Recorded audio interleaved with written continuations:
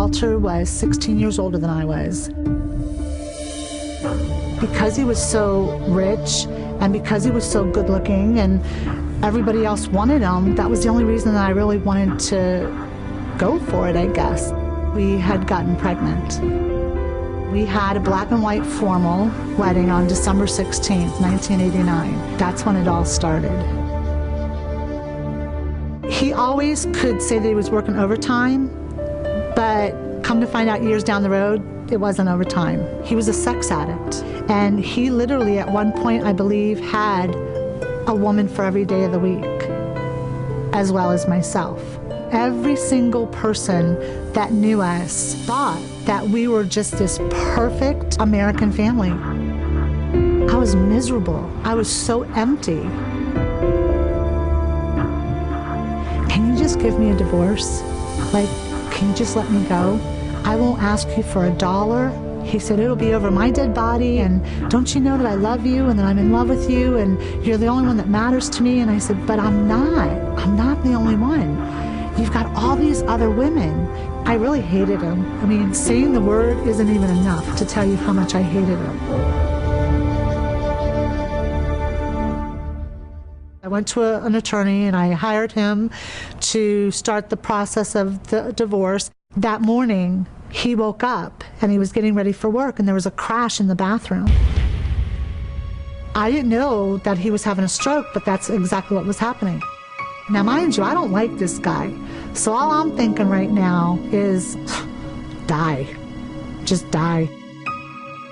I went to the hospital. He can't talk. He can't move. All he can do is just look at you. It was really hard. Over the next weeks, they started teaching me how to take care of him. More so now, I'm reading the Bible, and I'm making sure that I don't miss church, and I'm really hungry to hear what to do. God showed me that I can't be forgiven until I forgive others. A couple weeks later then, the hospital calls and says, okay, Walter's coming home. And I'm like, oh, that's fine, you know, send him a nurse, da-da-da-da, whatever. They said, no, the insurance has dropped.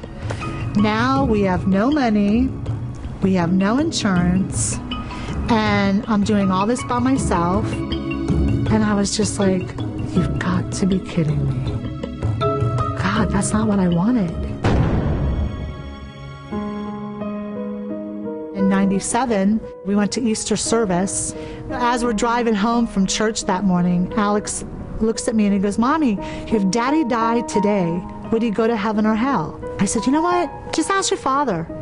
When we get home, just ask Daddy. We got to the house and he ran inside to the bedroom and he said, Daddy, if you died today, would you go to heaven or hell?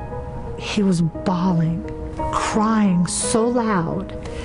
As I'm standing in the hallway, I'm thinking, this stinks. Because now, if he receives you, Lord,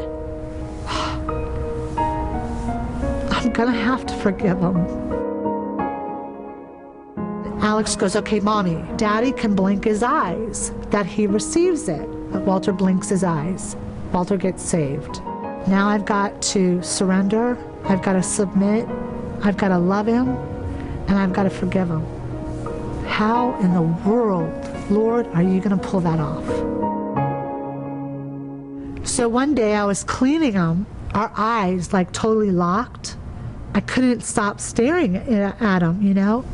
And he started crying. And I looked at him and I said, you know, I said, I hate you. I said, you ruined my life. But God is telling me that I have to forgive you, and I don't want to. He looked at me and he said, I'm sorry.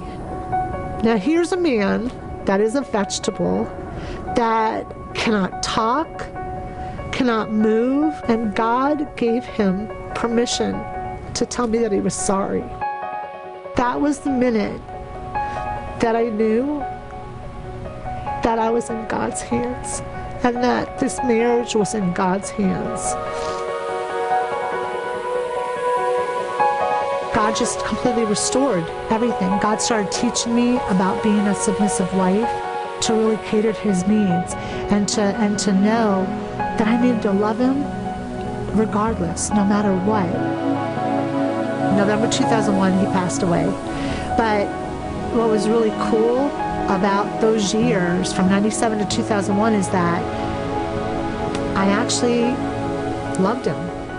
I really wanted to take care of him. Like, I didn't hate him anymore. And he knew it. And he knew that everything had been forgiven and forgotten. Forgiveness, that's what it's about. You know, I mean, if we don't have forgiveness, we can't get any of the blessings that God wants to give to us.